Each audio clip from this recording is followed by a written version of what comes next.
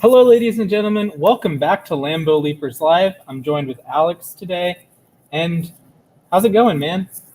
It's going good. Kind of a little bit of a slow point in the off season here now. We're sitting at a time where free agency is all but over, and the draft is still a little, closer to a month away. So now we are in that period of, looking at prospects and things of that nature, but nothing's really heating up yet. So kind of a dead point in the off season, but still plenty to talk about. Absolutely. And today we thought we were going to try something different. We're gonna walk right into a mock draft. Of course, it'll be a Packers one. It's on PFF, so they grade it for us, so we can get C-minuses for taking the best players. So, are you ready? You want to change any settings? We good? No, yeah. Let's see here.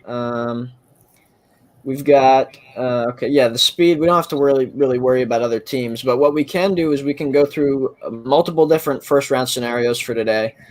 We can entertain a possibility of trading up. We can entertain possibilities of trading back, as well as taking a look at maybe staying at that number 29 pick and seeing what players are available. So if we want to maybe take a look here, we can go with a slower speed.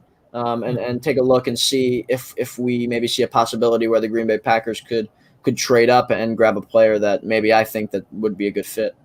All right, sounds good. Yeah, so everything else is good on the settings here, so we can kind of go through the picks here and take a look.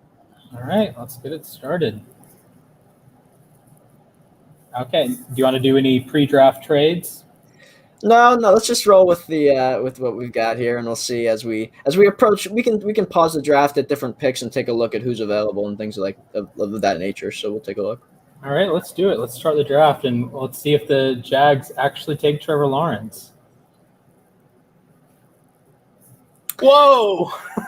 Yeah. Okay. Well, that tells you how realistic these are going to be. But wow, I meant that as a joke, and all of a sudden it's.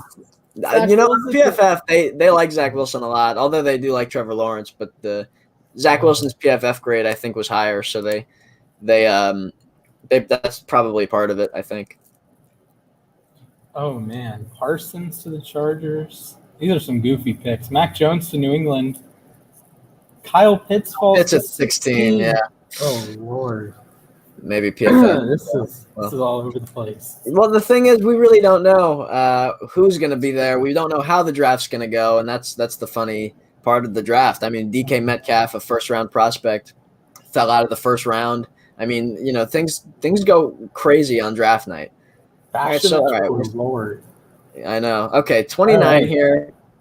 I'll tell you that Elijah Moore, I love that kid, man. He's got a lot of talent.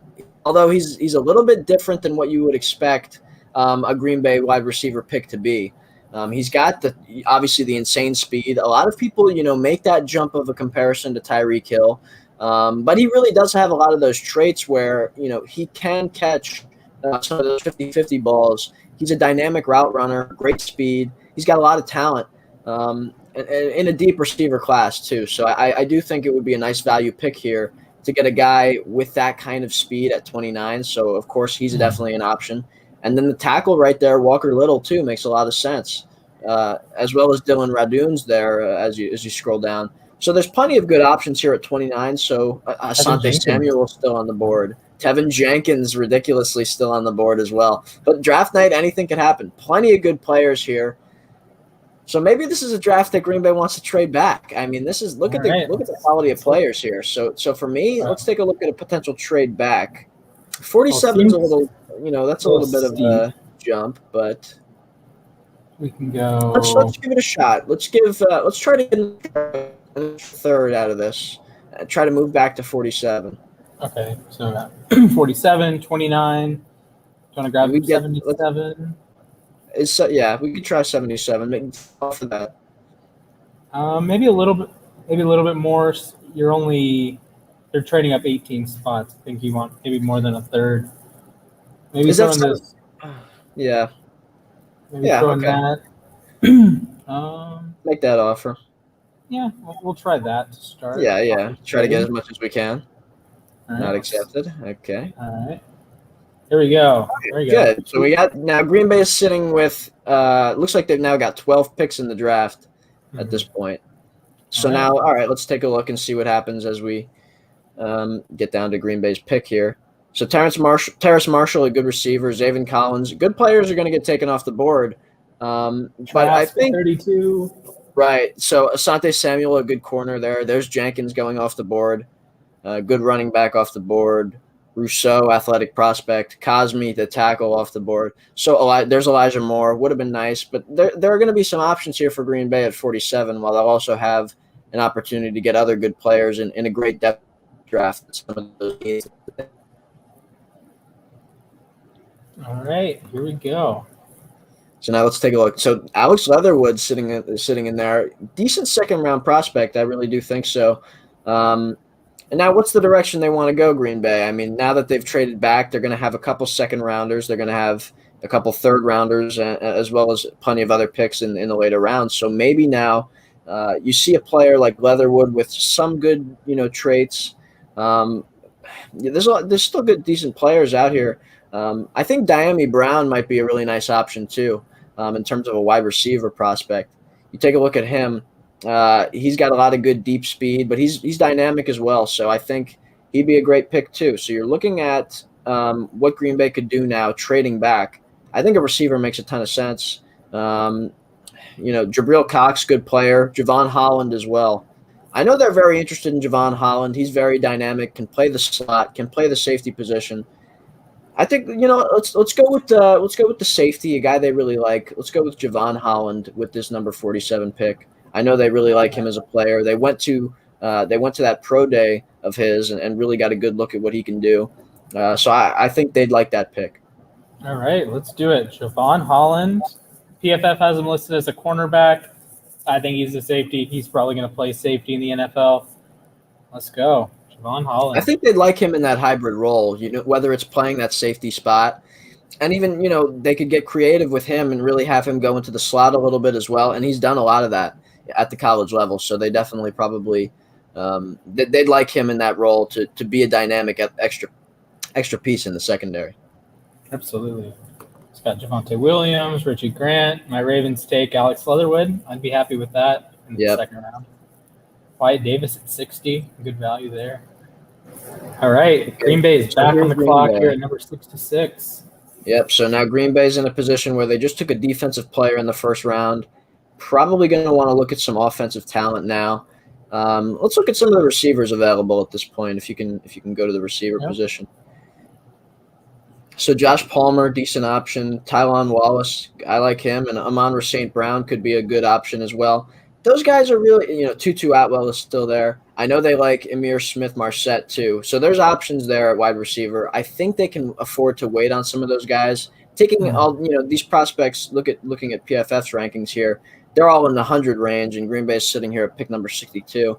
So they could probably sit there and wait for a little bit to get, maybe they add a couple receivers that they like, especially considering they don't have a receiver under contract after this next season. So they'll extend Devontae Adams at some point, but after that, they need some new talent in the room for the coming years, especially cheap talent. So they'll be taking at least one receiver in this draft. So I would say let's hold off on the receiver. Maybe now look at some tackle spots. See if there's a guy that maybe Green Bay would like to add there to get some depth, especially with the David Bakhtiari injury. All right. Jackson Carman, Brady Christensen, James Hudson. Carmen's a good player. I know they like Christensen. I don't know. What do you think? Do you think Carmen's a good pick there? I like Carmen. I have more of a third-round grade on him, so maybe a tad rich. But I like Christensen, and I know they're going to like him too.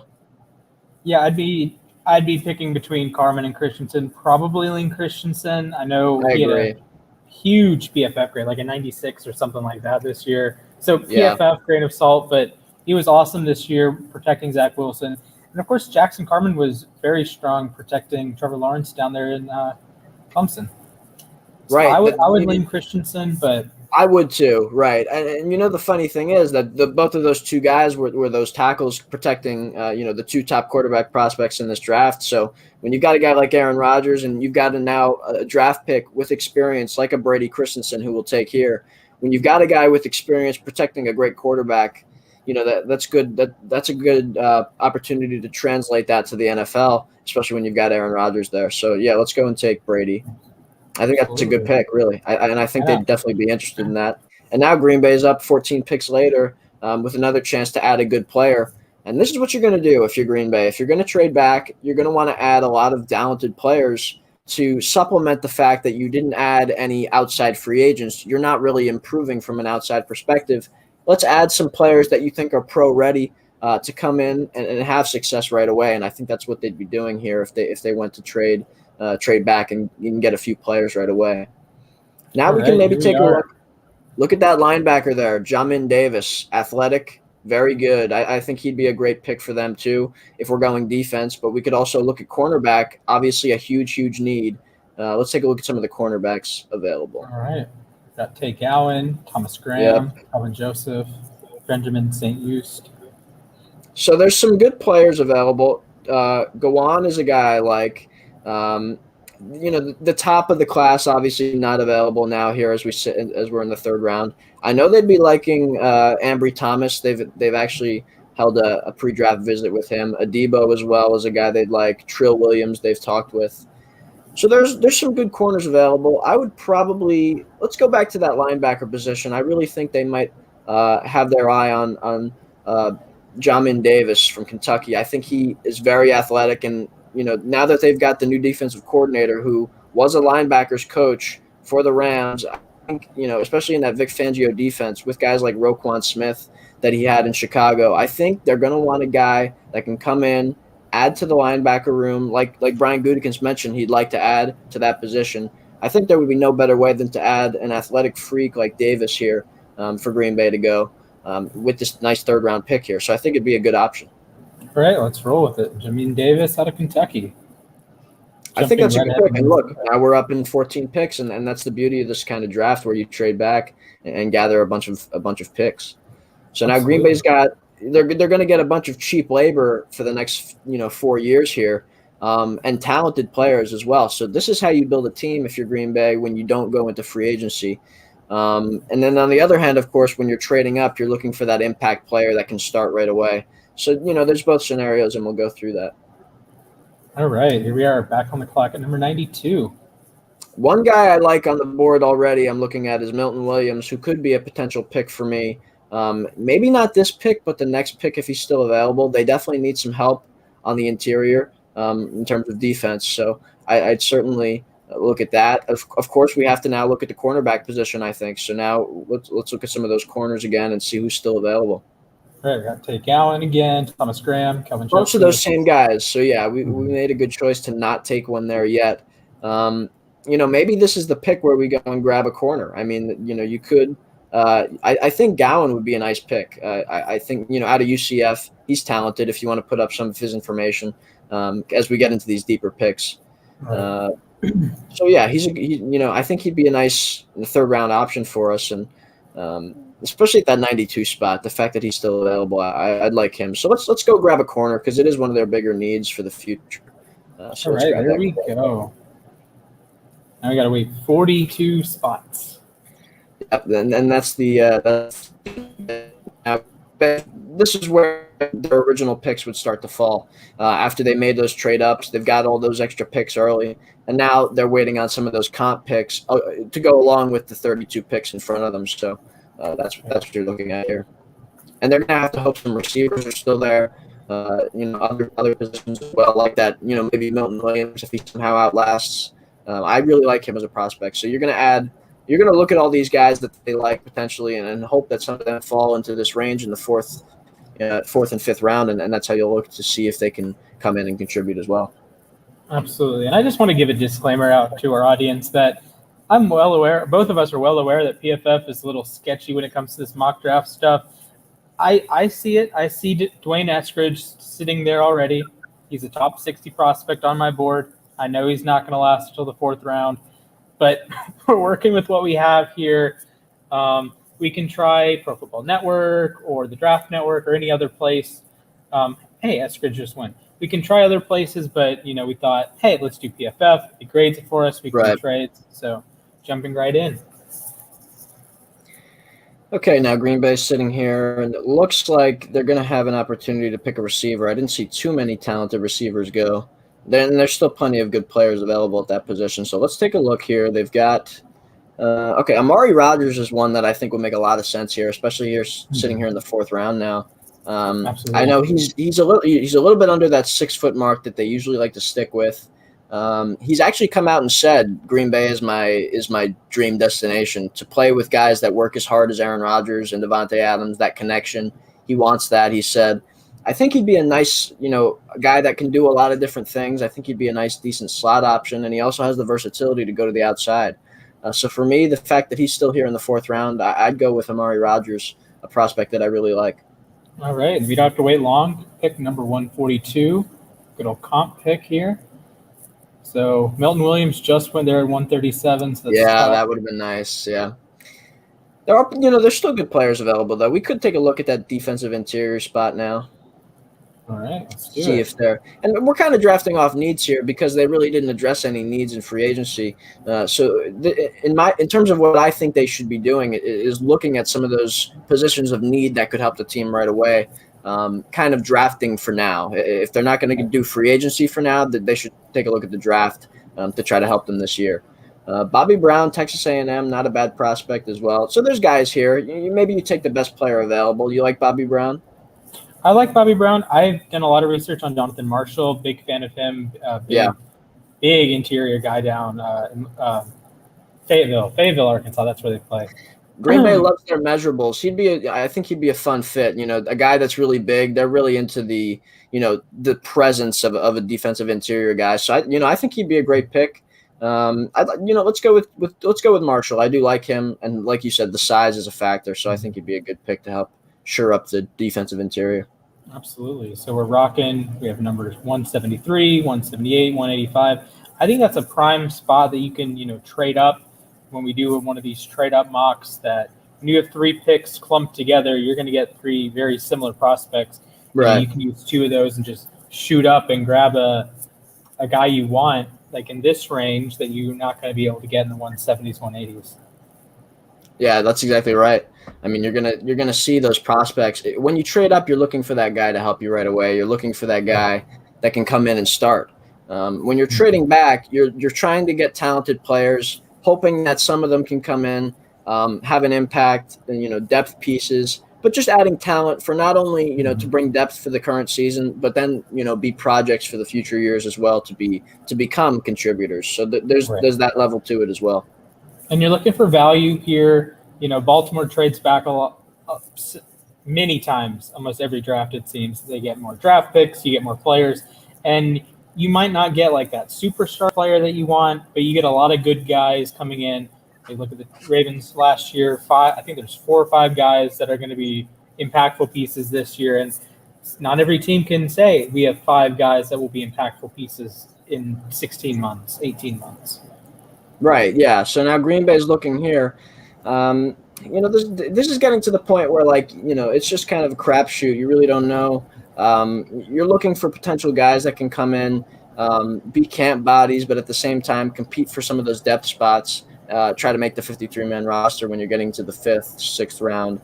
I don't think it'd be a bad idea to add another tackle here, and I do like Robert Hainsey. He's a guy that would make some sense. Not just because of what he can do on the field, but he'd be a good just addition to the fact that Green Bay doesn't have a ton of depth at that spot. And you're bringing a guy from Notre Dame who's had good line production over the years and had guys go to the league. I think he'd be a good fit just to have another guy in that room.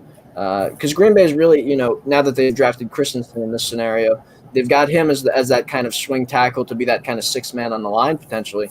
But after that, tackle depth is really not great. So I think he'd be another good pick, just to add more to the offensive line. All right, don't have to wait long. Number 178 is coming right up. Now this is where you really get into the finding guys that are good scheme fits, finding guys that can fill a role, whether that's special teams or right at the end of the depth chart, because every player now is really a dart throw, right? So Dax Milne just went to Tampa. Milne in the right spot is going to be a very nice receiver. In the wrong spot, might not be in the league in 2 years. Like if he ends up going, say he goes to the Jets, he's a popular Jets pick because he was Wilson's big guy. there's a chance he's a starting wide receiver for the next 10 years with Zach Wilson. There's also a chance he goes to the wrong team and you don't hear him after draft day. You don't hear about him after draft day. Yeah, that's exactly right. I mean, it's about the situation, and luckily Green Bay has a good one. So here they're going to try to take, Green Bay loves to take the guys that can come in and have potential. They like to take the projects. A prime example of that is Rashawn Gary, who didn't have, he had little to no production sack-wise, but was a disruptor at the line of scrimmage and had all the athletic skills in the world that made him that number one prospect in the world in terms of high school football. So you now look at him as kind of a blueprint of what they could potentially do in drafts to come.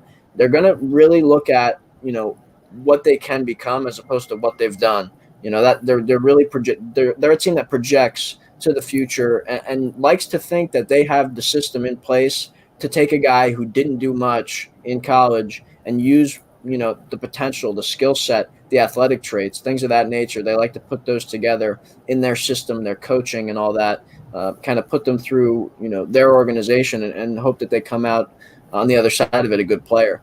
And I think, when you're looking at what could be next for Green Bay now, they could use another corner. I think, an underrated need for Green Bay could be the edge rusher position. I would look at edge rusher next as well because, you've got Preston Smith back in the fold, luckily for Green Bay. You've got Zadarius Smith still. Both of those guys are getting older. Their contracts don't have a ton of years left. Preston Smith is likely going to be cut after this next year, mostly because of the fact that his contract shoots up close to $20 million in 2022, which the Green Bay won't pay. So he would either have to restructure or same situation as it was this year. But after those two and then Rashawn Gary, there's not a great fourth edge rusher. So they'll probably like to add a player. I think Chauncey Golston might be a good pick at that edge spot as well. I think he'd be a fun option. Coming out of Iowa, I think I'd like him as a nice player to potentially come in and be that fourth edge rusher, which is so valuable in the NFL, especially when you've got the pass rushers on the field for most snaps nowadays. You got to give guys rest. Zadarius Smith and Preston Smith, they will get off the field, and then you're going to bring in a guy to come in and help ease the pain, give them some rest. So I think, that's a good pick there. And that's something you see with, that's something you see with Tampa, Denver, Chicago. They have their stars. They have the Shaq Barretts, the Khalil Macks, the Von Miller / Bradley Chubbs. But what they also do is have depth. They have depth all over the defensive front.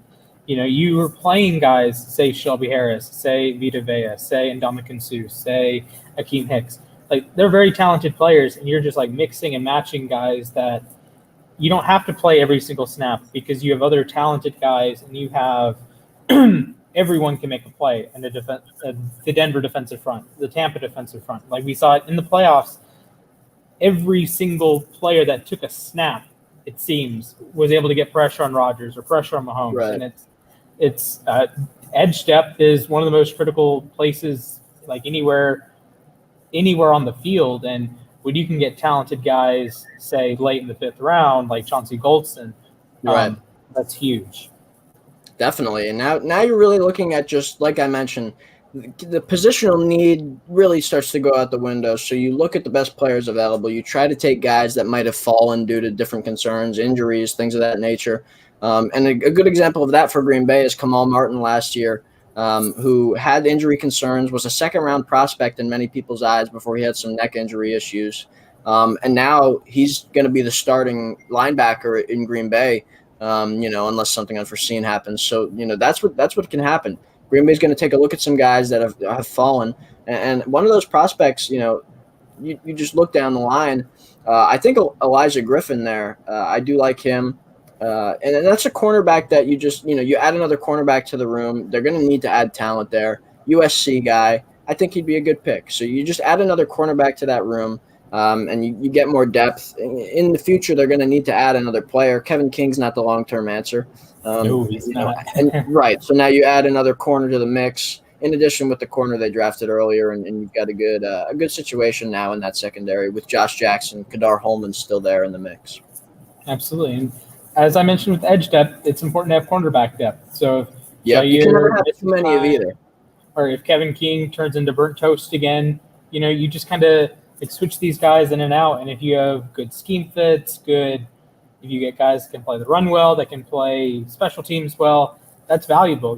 There's how many games have been affected because the guy makes a tackle or misses a tackle, like you can have a long return just because your fifth string corner misses a tackle, or you can stop them inside the 10, inside the 15, on a critical kick return, critical punt return, and you're putting your defense in a great spot, even if it's a guy that you pick in the 6th round, 7th round, and isn't going to play much, but when he makes a play, it's impactful. Exactly. You can never have too many guys that can come in, especially at those two positions like we mentioned, edge and cornerback. You can never have too many guys at those spots because you're always going to need production, and anybody who can produce is going to get on the field, and there's injuries, of course, so you need to have that kind of depth, especially with the rotating nature of that position. So here now let's take a look at just, now you're getting to the point you take the best player available. They could they always love to add a tight end. They could they add a halfback potentially. You look at some of those needs. Positions that really aren't needs, you just add another depth piece. Pick a player here really. It's just you add another guy that you like. Going down the line here, Roundtree's a nice halfback, and there's a lot of good halfbacks available. You take a good halfback, you just add another piece, behind Aaron Jones and A.J. Dillon. Not a ton of actually halfback depth available there at that running back position. You don't have a ton of guys that are going to, come in and have a huge impact. So I think Puka Williams is a nice pick too. Probably the best player available. You go and take him. You just add another player to the backfield. Remember, Aaron Jones, Jamal Williams, 5th, 6th round picks type players. You add a guy there, and you see what happens, really. That's what Green Bay is all about. They're going to add guys and hope that one of them sticks. Absolutely. And now here, really the thing when you get deep into the 6th round, deep into the 7th round, that a lot of these guys you've probably never heard of. I've certainly not heard of a lot of these guys. Like, I've heard of them, but I haven't watched. I'm a Boise State fan. I've never watched John Bates play football. Right? So right. you have these guys that you're just really taking flyers on. And this is where NFL teams really earn their money. This is where GMs, we can debate forever on Wilson or Fields. Well, if you take the wrong one, it doesn't matter if you're taking good players the rest of the draft, right? Exactly. So take the 2017 Chiefs. They took Mahomes, but Mahomes wasn't the only good player they had. They took Kareem Hunt. He only played a couple years there, but he was excellent when he was there. And Passignon, I think that's how you say his name, one of the edges, he's there. He was a key piece heading to the Super Bowl the last 2 years. And, they hit a home run on the quarterback, but they got other pieces that helped them win games every year since then. And that's really the reason Kansas City is very successful. Of course, Mahomes is amazing, but you continually load up on talent. You hit on your 3rd-round picks, Kelsey, and now, Matthew was an Arizona pick, but he's a 3rd-round guy. You hit on your late-round picks, and, any of these guys could be a future Antonio Brown, Tom Brady. Exactly, yeah. I mean, you just hope for a guy that can come in, and, you're not expecting much. You're picking a player, and especially at this point, a lot of teams are picking guys that would be, maybe undrafted, but you're picking – it's basically finding your priority undrafted guys that you like, and you take flyers on them in the 6th and 7th round when there's not a ton of guys that are available that you were hoping would be there. So really, like we mentioned here, I don't know a ton of these guys' names. Not really many people do. It's a lot of seniors that are coming out of school and, didn't have a hugely successful college career, and teams will take a flyer on their athletic traits and things of that nature. So now you're looking at a position potentially maybe tight end. So you grab the best tight end available. Let's grab your Boise State guy, John Bates, and we'll see what happens. Yeah, we'll see what happens. See if he's on the roster in 2 years. Yeah, we'll see if he's on the roster this year. Yeah, good point. Where did you guys get Robert Tonyan from? Was he a draft guy or undrafted kid? I'll tell you, Green Bay is probably – I don't have any statistics behind this, but I'm telling you, Green Bay is one of the teams that – probably starts the most undrafted kids over the course of the years. I mean, you've got so many undrafted players from Green Bay that come in and play.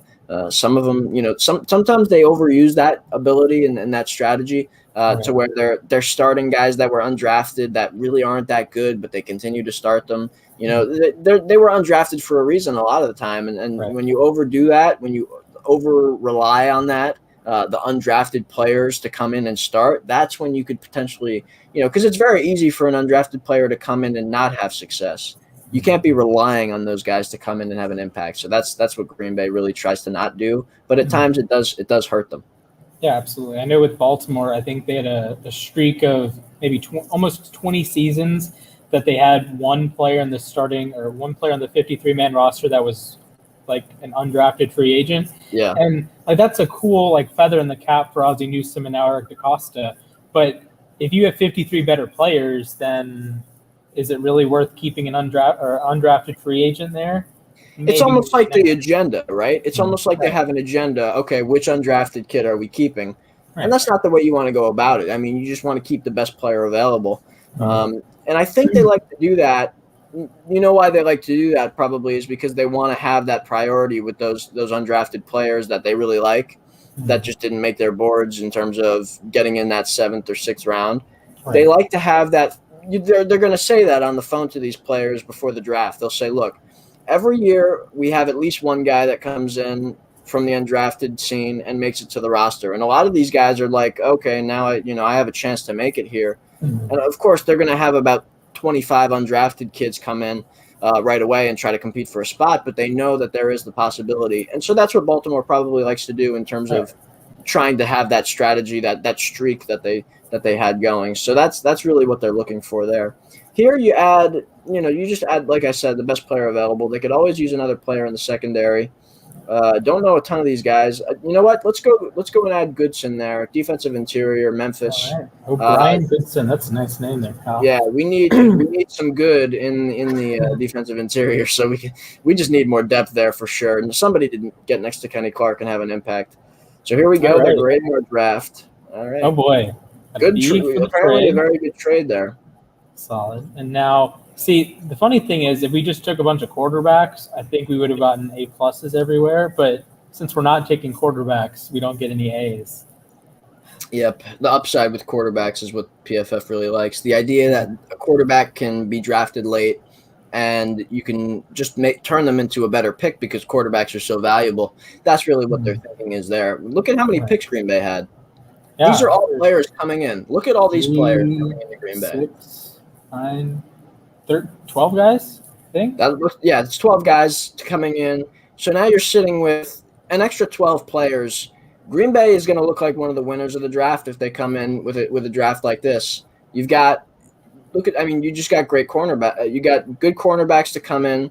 Javon Holland, who's an exciting piece. So look, you've got a depth secondary piece who can come in and start right away with Holland. You've got a tackle that can replace David Bakhtiari for the time being while he's hurt. You've got a linebacker, Jamin Davis, come in right away and be an impact player. Tegawan is going to be a depth piece at corner, and Amari Rogers will have an impact in the receiving core. And then you've got depth all across the board after that. So for me, this is the kind of draft that you're looking for Green Bay. You add talent, you add players that are going to have an impact. After not participating in free agency in terms of outside guys, this is what you're going to do to try to add talent and improve. You can't rely on just internal improvement when you lose in the NFC Championship game for the second year in a row, same result. Although Green Bay was better last year, mostly on internal improvements, they're going to need some external factors to come into play. So for me, I think having a draft like this is exactly what they'll need to do in order to improve, and I like what we did here. Yeah, absolutely. And again, take the PFF grades with a grain of salt. Not all these picks are B+. Some of them might be Bs or B-, and not all the C+s are C+. They could be better or worse. John Bates might not play it down in the NFL. Puka Williams might not play it down in the NFL. Or they could be superstars one day. And that's one thing I'm sure you had to fight through this last year with everyone hating Green Bay's draft, that it's really not about what you do on draft day. It's what happens down the road. If Jordan Love becomes really good, it's a great draft. It doesn't matter. If A.J. Dillon becomes Derrick Henry, it's a good draft. It doesn't matter. Or he's a good pick. It doesn't matter where you took him. Yeah. He's a Pro Bowl guy, So that's the important thing to know, that these drafts, like mock draft people, I guess we're mock draft people right now. But these analysts, which I try to be in my own way, is we don't know anything really. We don't know how Javon Holland is going to interact with the NFL. The grades. I mean, we haven't seen them play it down yet, and they're already handing out grades for our pick that we made. I mean, we don't even know how they played. We're not going to know until they step on the field and we see how their career plays out. So on paper, is this player a good pick? If you liked him, it is. But other than that, I mean, you're looking at really just adding guys, seeing how they perform. Like you mentioned with Jordan Love specifically, that's a good pick if they can either A, flip him for more than they got, or just, if he has success, if that's what they choose to do, or B, if they move on from Rodgers and Jordan Love is equivalently talented to Aaron Rodgers, then that's another win as well. So they're trying to accumulate really value with that pick in making that pick. And that's really how they do all picks. They're trying to maximize their value, especially at the positions that they're picking. Absolutely. This is I might not know anything about John Banks or whatever his name is. I just took, John Bates. I don't know anything about him, and he played for my favorite college team, So that sort of thing happens. We're not computers. We can't watch every single prospect. Like even there are draft experts that have 500 draftable guys, 700 draftable guys. But what if you take a guy that's not on their list? Like if I haven't seen a player, I can't really accurately say, oh, he's good or he's bad, Right. If you didn't scout Robert Tonyan coming out of school, and now I think he should have been a Pro Bowler this year. Yep. He's a Pro Bowl caliber tight end. You had no idea watching his college film, because you probably didn't watch his college film. He's wasn't a drafted guy. He's probably would have been in the 300s, 400s, 500s in terms of like ranked prospect. So it's all just a crapshoot. We're gonna have on the other shows it's quarterback. Who are the Jets take at 2? Who are the 49ers take at 3?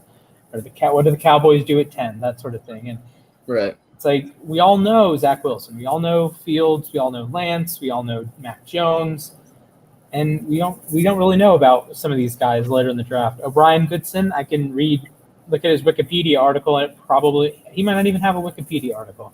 Right. The thing, and the funny thing is, U Stadium put up a graphic of the quarterback rankings from that Mitchell Trubisky draft, and all of them had Trubisky except one had Deshaun Watson ahead of Trubisky. But all the analysts, Daniel Jeremiah, Mel Kiper, you name it. I mean, everybody had Mitch Trubisky at that number 1 quarterback spot, and people now freak out about the Bears picking Mitch Trubisky over Mahomes, and all these guys had said the same thing. Mitch Trubisky is the best quarterback in the draft. And of course, it didn't end up like that, obviously. But I mean, really, nobody really knows anything, and that's the crazy thing. Even the teams, we're all just speculating. We're all just trying to infer based on the film, the athletic skills, the traits, so many factors. Intelligence being a number 1 aspect of that as well. You're looking at those things really, and that's really all you can do. You're just trying to find the best way to add a good player, because so many players, only 42% of the quarterbacks picked in the first round of the last, of the draft since 2000 to 2016, of all those quarterbacks taken, only 42% of those first round quarterbacks signed a second contract with their original team.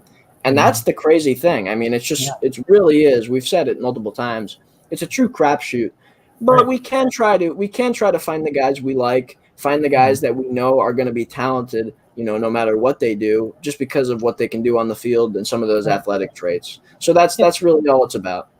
Yeah, and then you always have like busts, or the team picks the guy in the wrong spot, like Isaiah Wilson, who I thought was a 3rd, 4th round guy. They take him 29th overall. Yeah. That's a dumb organizational decision. Like, I don't blame Isaiah Wilson for not working in the NFL. He should not have been drafted in the 1st round. That's on the Titans, or Robert Nkemdiche out of Ole Miss when he got drafted by Arizona. 1st round talent, absolutely, probably top 5 talent in the draft, but just not a good place to pick him, Arizona.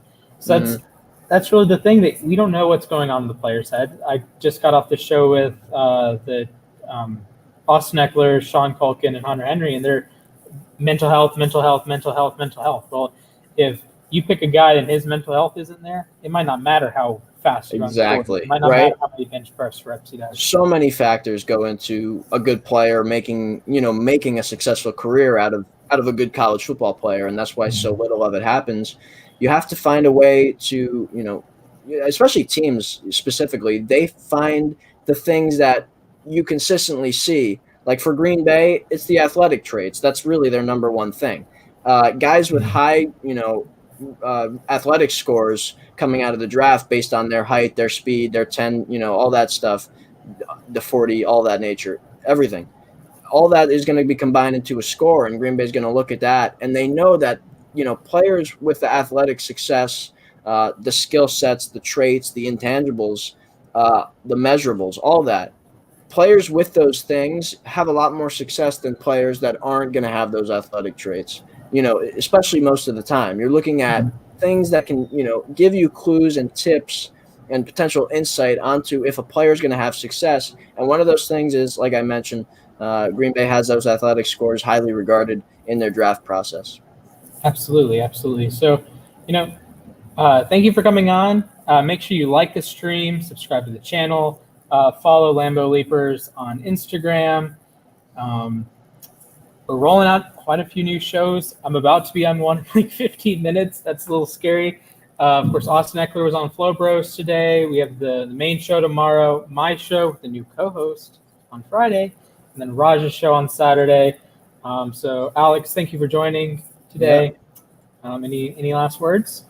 Always go Pack go. Excited for the draft coming up here. We're gonna, we'll be talking about that as the weeks go on. Mm-hmm. Exciting stuff ahead. Green Bay's gonna add. We know Green Bay's gonna add at least some players to their team, and that's exciting for sure. Yeah, it's like we don't know if they're gonna be wide receivers. Like I trolled in the title. Will the Packers draft a wide receiver?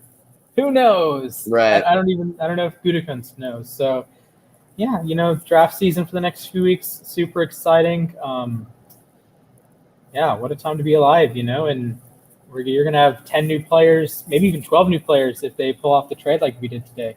You're going to have a bunch of new players to talk about and research and then throw it all away when one of them doesn't make the team in 6 months. Right. As it happens. Well, thank you, everyone, for tuning in tonight. We'll be back next week, 6 p.m. Eastern. And we're out. Peace. Go Pack.